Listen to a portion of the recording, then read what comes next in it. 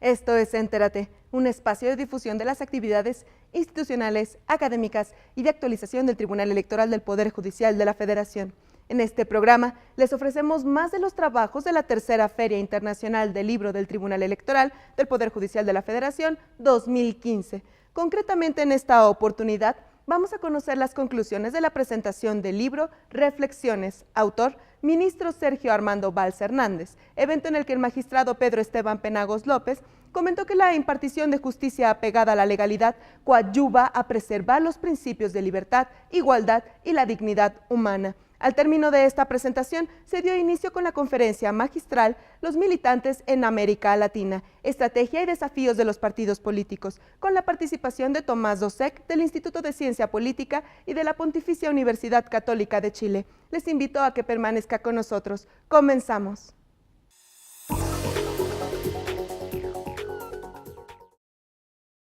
Con el objeto de obtener una justicia expedita y de calidad a nivel local, lo que implica romper con el paradigma que a veces ya es obsoleto, que solo los jueces federales, solo la justicia federal es apta para preservar el orden constitucional. En relación con la protección de derechos humanos, es evidente la preocupación del ministro por su plena observancia, pues al analizar el contenido del artículo 29 de la Constitución General relacionado con el estado de emergencia, reflexiona en el sentido de que esa previsión constitucional constituye un cheque en blanco para que el Estado pueda establecer restricciones a los mismos derechos humanos, cuando se considere que existe una situación extraordinaria originada por hechos naturales o de seguridad a la que debe hacerse frente de manera inmediata. Por ello expone la pertinencia de que se establezcan 3 limitantes para el ejercicio de esa facultad. En primer lugar, establecer un catálogo de derechos que no pueden suspenderse, como son la vida, es decir, no a la pena de muerte, la integridad personal y la igualdad, en otras palabras, no a la esclavitud. En segundo lugar, que el dictado de la medida se sujete a principios de proporcionalidad y legalidad. Y por último, que se conceda a la Suprema Corte de Justicia de la Nación la facultad para analizar de oficio la constitucionalidad del decreto relativo, parámetros que posteriormente fueron incorporados al artículo 29 constitucional. Otro tema relevante relacionado con el reconocimiento de los derechos humanos es el relativo al matrimonio entre personas del mismo sexo, el cual se caracteriza por ser complejo para una diversidad social, para la diversidad social en la que vivimos. El ministro Valls, a lo largo de 4 artículos, expone con nitidez los aspectos esenciales del examen de constitucionalidad relacionado o realizado por la Suprema Corte de Justicia de la Nación, a la reforma al Código Civil para el Distrito Federal, que definió o redefinió la institución del matrimonio. Destaca que el artículo 4 constitucional no establece un tipo ideal de familia, por lo que es imprescindible el reconocimiento y protección por igual de sus diversos núcleos, monoparentales, extensas o homoparentales. Enfatiza que si bien respecto de estas últimas genera gran inquietud social la figura de la adopción de menores, lo cierto es que lo importante es garantizar la protección del interés social del menor. Esto, desde luego, mediante la legislación correspondiente. Al abordar el tema de impartición de justicia, se advierte el análisis profundo que realiza el ministro Valls en torno de la responsabilidad del juzgador y resalta la importancia del Consejo de la Judicatura Federal como la autoridad encargada de establecer el régimen disciplinario de los jueces. Al respecto reflexiona en relación con la trascendencia en que en su integración deben participar representantes de los órganos sociales, de las organizaciones de la sociedad civil, pues dice, ellos son los que tienen interés especial y legítimo en la impartición de justicia, en que la impartición de justicia sea honesta y sea humana. Son los principales entes a quienes está dirigido pues esta actividad.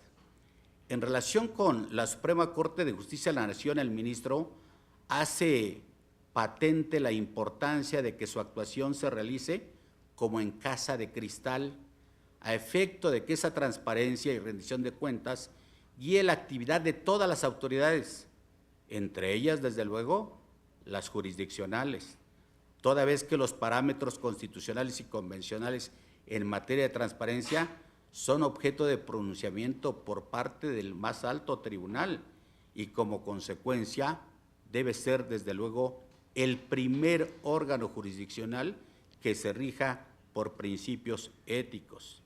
Asimismo, resalta la trascendencia de la jurisprudencia de la Suprema Corte de Justicia de la Nación como medio de cambio constitucional, sin dejar de reconocer con la prudencia que lo caracteriza, que al ser un poder constituido debe ceñirse al ámbito competencial que la propia Carta Magna le establece. Dada su experiencia como juzgador constitucional, el ministro Sergio Valls era consciente de la importancia del cumplimiento de las sentencias emitidas en los juicios de amparo, pues decía, su cabal y oportuno cumplimiento implica una cuestión de orden público y de gran trascendencia para la vida jurídico-institucional, ya que en términos del artículo 17 de la Constitución no puede existir justicia completa si las determinaciones, si las sentencias no se cumplen. Todas estas reflexiones son solamente un punto de partida de las muchas que existen en esta obra Reflexiones. Solamente constituyen un reflejo del compromiso constante del ministro Valls Hernández por la mejora en la vida institucional del país, teniendo siempre como eje rector su pensamiento, la protección de la dignidad de las personas. Para concluir, quisiera hacer referencia a las palabras del escritor inglés John Ruskin, quien decía que un buen libro no solamente multiplica y transmite la voz de su autor, sino que la hace perpetua. Don Sergio Valls Hernández es un hombre, además de universal, perpetuo. Por ello, considero que somos afortunados de poder contar con un medio que refleje el pensamiento de un gran jurista como fue nuestro querido ministro, el cual, como dije con anterioridad, se perpetúa a través de tantas obras que publicó y entre otras reflexiones. Para finalizar mi intervención, quisiera hacer referencia a las palabras insertas en esta obra por el ministro Sergio Valls Hernández, con motivo de la reunión de egresados de nuestra máxima casa de estudios en la generación del 59 a la que pertenece. Dice don Sergio Valls Hernández: hoy, después de muchas vivencias, he aprendido que para ser ese gran abogado es fútil la fama y veleidoso el reconocimiento, que no es suficiente el conocimiento, sino va acompañado de rectitud de conciencia, esa que por las noches promete un sueño reparador y apacible. Tengo claro que la cultura jurídica no es más que un instrumento para dirigir la fuerza interior del ser humano, la que, si no se encuentra dentro de uno mismo, no se puede hallar en ninguna otra parte. Y sé que ni todo el conocimiento, ni toda conciencia limpia, ni la propia fuerza sirven de nada si no se ponen en práctica, esto es, al servicio de los demás. Muchas gracias, es un honor para mí haberme referido a don Sergio Valls y a esta, que es una de sus grandes obras de un hombre universal, mi amigo don Sergio Valls Hernández. Gracias a todos.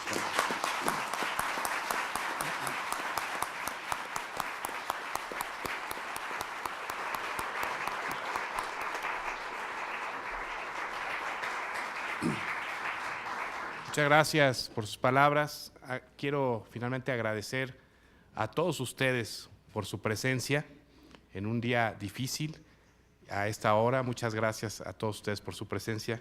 Al Tribunal Electoral del Poder Judicial de la Federación, muchas gracias, señor magistrado. Por favor, hágale extensivo el agradecimiento a los señores integrantes de la Sala Superior. A la editorial Tirano Blanche, muchísimas gracias por este ejercicio, por este libro. A los señores presentadores, por sus generosas palabras hacia mi padre. Muchas gracias, señores magistrados. Y es importante mencionar a nombre propio y de mis hermanos que el legado de mi padre no hubiera sido posible jamás sin el apoyo incondicional de quien fuera su razón de vivir, su complemento, su pareja, su querida Guille. Muchas gracias.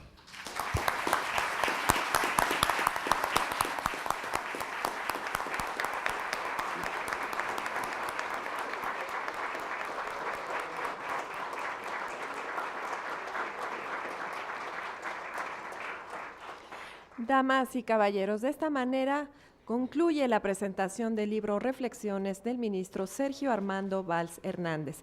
Ahora será Agustín Millán Gómez, quien es coordinador de Información, Documentación y Transparencia del Tribunal Electoral del Poder Judicial de la Federación, quien haga entrega de los reconocimientos a los presentadores.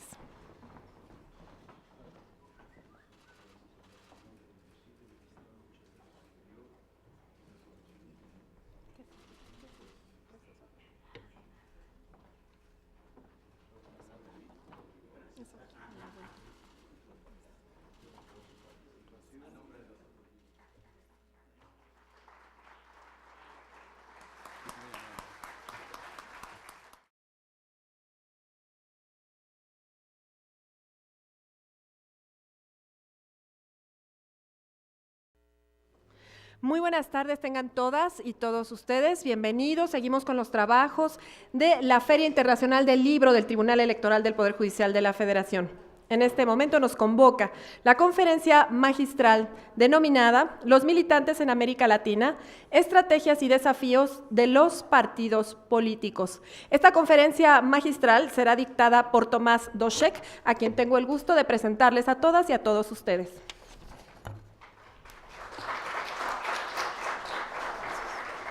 Tomás Doschek, del Instituto de Ciencia Política, Pontificia Universidad Católica de Chile, originario de la República Checa, máster en estudios latinoamericanos por el Instituto de Iberoamérica de la Universidad de Salamanca, España, y máster en Relaciones Internacionales y Diplomacia por la Escuela Superior de Economía en Praga, República Checa.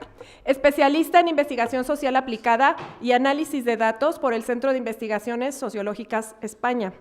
Actualmente desarrolla sus estudios de doctorado en Ciencia Política en el Instituto de Ciencia Política de la Pontificia Universidad Católica de Chile. Ha sido profesor visitante en la Pontificia Universidad Católica de Perú e investigador del Instituto de Iberoamérica de la Universidad de Salamanca. También es miembro del Grupo de Investigación, Partidos y Sistemas de Partidos en América Latina de la Asociación Latinoamericana de Ciencia Política. Sus líneas de investigación son los partidos y sistemas de los partidos, el comportamiento electoral, la política subnacional con enfoque en América Latina. Ha realizado estancias de investigación en Brasil, Portugal, Uruguay, Ecuador y Argentina. Entre 2011 y 2013 fue secretario de la Presidencia del Consejo Europeo de Investigaciones Sociales de América Latina. Tiene el uso de la voz en este momento Tomás Doschek. Bueno. Gracias.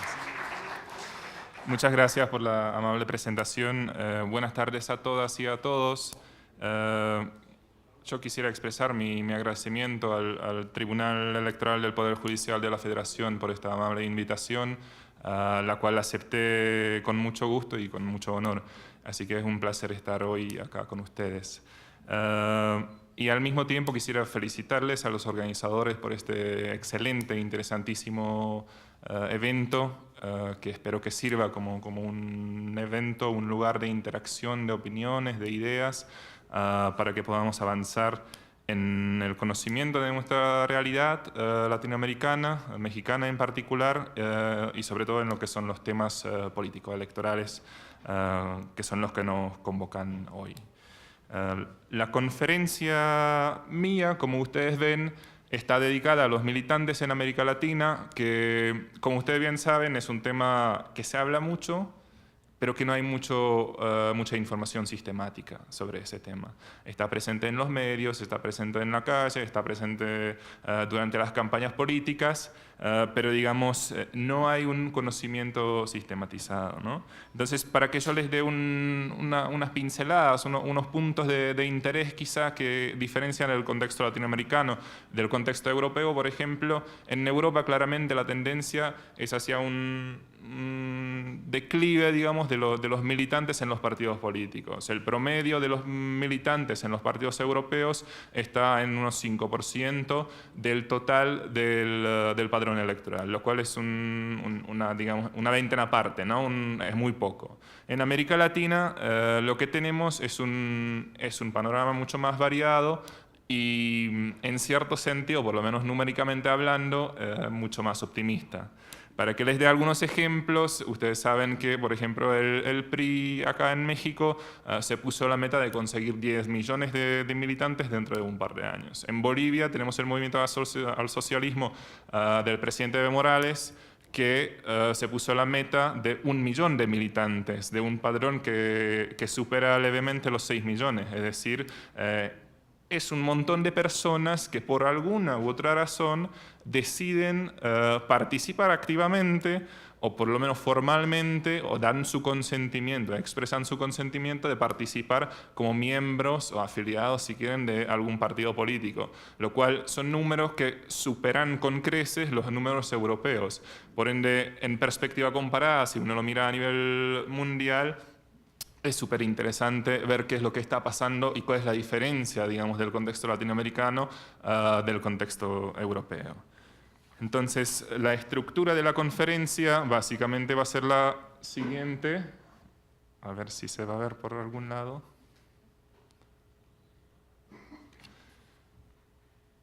No. Bueno. Ahí está. Entonces, básicamente hay 4 puntos que yo quisiera compartir con ustedes. Les voy a contar al principio cuál es el argumento central de toda la conferencia. Después les voy a dar algunos datos descriptivos y digamos qué es lo que significa ser militante en América Latina. Después está la parte más explicativa, digamos, la búsqueda de los factores que están detrás de las variaciones en los niveles de militancia en América Latina. Y voy a terminar con algunos desafíos, problemas, recomendaciones a los que están haciendo la política y están participando activamente de ella. Entonces, si uno mira el primer punto, el argumento básico es relativamente sencillo. La diferencia en los niveles de militancia en América Latina dentro de los países latinoamericanos se debe a 3 grandes factores genéricos. Digamos, uno está el tema histórico y las trayectorias de los partidos. Hay partidos que siempre tuvieron militantes y los tienen hasta hoy y probablemente los vayan a tener, por lo menos formalmente hablando. El segundo factor tiene que ver con el diseño institucional y lo que vamos a ver más adelante con el tema de la selección de candidatos. Entonces, tenemos como si fueran 2 temas separados analíticamente, pero vamos a ver que tienen mucho que ver uno con el otro.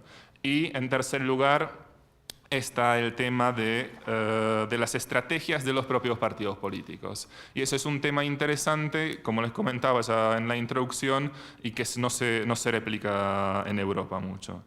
Este argumento central, como se van a dar cuenta, parte de un supuesto básico, y ese es que los partidos efectivamente sí tienen militantes. Entonces, si ustedes van a la literatura o leen los periódicos, básicamente hay dos opciones extremas. O bien, los partidos políticos en América Latina no existen, que es una opción, o tienen la otra opción de que los partidos son tan centralizados, centralistas y elitistas, de que en realidad los militantes no tienen nada que ver y no tienen ningún papel, digamos, real dentro de los partidos políticos. Y el segundo supuesto básico tiene que ver con que hay muchísima diferencia entre los países latinoamericanos y dentro de cada país. Entonces, esos son los dos puntos básicos. Voy a desarrollar un poquito el tema de la militancia. Ustedes probablemente conozcan este cuadro, que es de un libro clásico de Duverger, donde básicamente lo que él sostenía de que en el centro están los militantes, después están los miembros, más hacia afuera, después los que apoyan de alguna manera el partido, y después están los electores. Digamos, yendo hacia afuera del medio de los círculos, baja la intensidad, digamos, de la identificación con el partido. Esto fue hace casi 65 años, dependiendo de la traducción que ustedes tengan. Esa imagen evidentemente cambió, y cambió en parte por las transformaciones que sufrió el mundo en los últimos 60 años, y como lo comentaba el profesor Luis Fretes hoy en la mañana, la imagen totalmente diferente como se proyecta en algunos trabajos académicos es que es mucho más complicada. A ver si me deja mostrarles el cuadrito. No. Aquí. Eso es una conceptualización del año pasado de Susan Scarrow, que es una de las principales estudiosas, que básicamente sostiene que sí, evidentemente hay un núcleo de militantes, de los militantes, si quieren, tradicionales, tal como lo entendemos, pero después hay un montón de personas que se asocian, que tienen relación con el partido, que no es probablemente tan intensa y que tiene diferentes maneras. El punto de ella básicamente tiene que ver con la introducción de las tecnologías de comunicación, de Internet, etc. Entonces, sobre todo en Europa, se ofrece a los militantes, digamos, una afiliación, si quieren, mucho más light, entre comillas, es decir, son los seguidores de los fanpages de las páginas, son las personas que simplemente van a algunos actos, son las que reciben novedades de los partidos o las que se registran en los webs de los partidos. Entonces, digamos, la idea básica, más allá digamos, del tamaño de cada contingente, es que el cuadro es mucho más complicado, complejo, y que hay diferentes maneras posibles de afiliarse a un partido, ¿no? En América Latina, como les decía, el cuadro es más bien desconocido y no sabemos mucho, que es también uno de los puntos que les quería trasladar, y los invito a que nosotros todos estudiemos los militantes, las personas que por alguna razón decidieron participar de los partidos políticos. Yendo a los números descriptivos, para que ustedes se den cuenta de cuántos más o menos, no se ve muy bien, quizá acá en las primeras filas, más o menos hay en cada país. Estos son los datos oficiales. Para estos 5 países existen en las páginas oficiales de webs de los organismos electorales los números de los militantes. Básicamente hay 2 columnas importantes. La primera, que tiene que ver con el requisito legal, tal como estipula la legislación o la ley de partidos, o dependiendo de cada país, y después el total de los militantes como porcentaje respecto al electorado, en este sentido, el padrón electoral. Entonces, ustedes ven que, por ejemplo, en Argentina nominalmente hay 28%. En Panamá, curiosamente, hay 60% de personas que de alguna manera están afiliados a los partidos políticos, lo cual ambos son números mucho más altos, si quieren, que en Europa. Estos números que están marcados más en verde son los números oficiales, pero retomados no de la página oficial del organismo electoral, sino de la prensa, de un informante clave, simplemente por el hecho de que no se encuentran en las páginas oficiales. Entonces ahí ven también una mayor variedad. Es interesante el caso de República Dominicana, donde básicamente se toma el partido, el PLD y el PRD, y en Venezuela sobre el chavismo, porque no hay más datos disponibles, digamos. Y en Uruguay sobre el Frente Amplio. Entonces, si ustedes se fijan, son, digamos, las estimaciones más conservadoras que uno puede tener, porque si ustedes hacen la revisión de la literatura, siempre encuentran números que se contradicen, básicamente. Entonces, siempre se tomó el número más bajo. Y después, como es obvio, hay países que simplemente los datos no existen. No existen por diversas razones, pero básicamente no se pueden conseguir porque no lo tienen los partidos, porque los partidos no saben, aunque existe la exigencia legal, lo cual es bastante curioso, no existen los padrones y normalmente no lo tienen ni siquiera los organismos electorales. Ahí evidentemente surge la pregunta de cómo se hace cumplir la ley si nadie sabe cuántos militantes o cuántos afiliados existen en cada país, ¿no? Si ustedes lo quieren sistematizar un poquito, básicamente las exigencias legales pueden ser bajas o altas. Yo puse el umbral en 0,8 del padrón, es decir, lo que tienen que tener ustedes para formar un partido, y el margen el que tienen los partidos por encima del umbral legal, ¿no? Entonces, ven que Chile, por ejemplo, se ubica en donde la exigencia es baja y el margen es pequeño. Esto quiere decir que básicamente los partidos llegan con suerte a cumplir con lo que pide la ley, pero más allá de eso básicamente no hay nada. En Bolivia y Ecuador el umbral es mucho más alto legalmente, pero los partidos tampoco llegan a superar mucho ese umbral. Evidentemente hay dos excepciones. En Bolivia es el MAS y en Ecuador es Alianza País, que superan sin problemas esos umbrales legales. Entonces esos serían estos 4 países, ¿no? Ahí ven los requisitos legales y el total, en este caso, de los militantes en el país. Si ustedes se fijan en los números de Bolivia y Ecuador, 21 y 28%, básicamente lo que tira para arriba el número agregado son estos 2 partidos, es decir, MAS y Alianza País. Y después tienen los países con los partidos que superan sin problemas los requisitos legales, dependiendo de qué tan alto es el umbral, ¿no? Digamos, la situación más exigente es en Panamá, República Dominicana y Venezuela, donde, digamos, ustedes tienen que tener más de 0,8 del padrón o de la votación en las elecciones anteriores para poder crear un partido. Entonces, esos son los datos descriptivos. Acá ven con qué suerte los partidos los superan, ¿no? Es llamativo el caso paraguayo. Ustedes se dan cuenta de la sumatoria supera 100%. Voy a volver sobre eso y es un caso interesante. Si ustedes revisan los estatutos, básicamente lo que van a encontrar es que los partidos políticos tienen determinados requisitos para las personas que quieren ingresar, tienen algunos derechos que les imponen y algunos deberes. Básicamente, la idea grande detrás de esto es que no hay mucha diferencia en lo que dicen los estatutos. Por ende, si ustedes van más a la literatura comparada, probablemente los estatutos no pueden explicar las diferencias en los niveles de militancia en América Latina simplemente por el hecho de que básicamente los estatutos, si digamos, lo simplifico un poco, dicen lo mismo. Yo les puse algunas excepciones en cada uno de los rubros.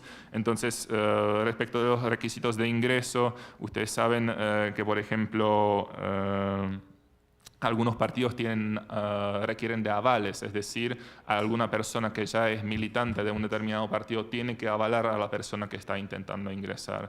Pero, nuevamente, hay muy pocos partidos de esta naturaleza.